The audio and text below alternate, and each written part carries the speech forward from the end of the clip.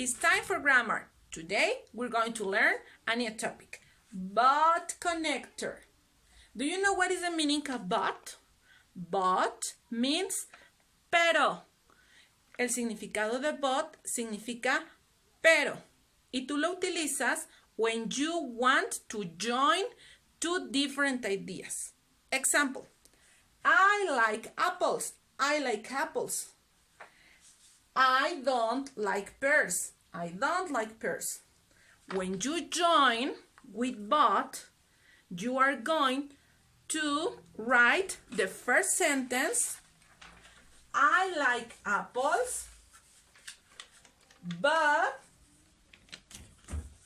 pero I don't like pears. Look, I like apples, but I don't like pears.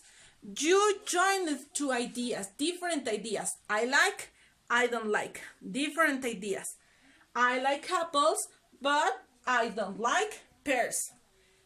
In Spanish, me gustan las manzanas, pero no me gustan las peras. Okay? Another example. I can sing. I can sing. I can't dance. I can dance. ¿Puedo cantar? No puedo bailar. When you join with but, you are going to write the first sentence. I can sing, but I can't dance. Okay? I can sing, but I can't dance. Puedo cantar, pero no puedo bailar. It's very easy, okay? Only you rewrite sentence. Please take out the full stop, okay? Write but, write the second sentence, and now you are going to write full stop. Okay, babies, it's time to practice. Remember, you have some exercise of your website to school.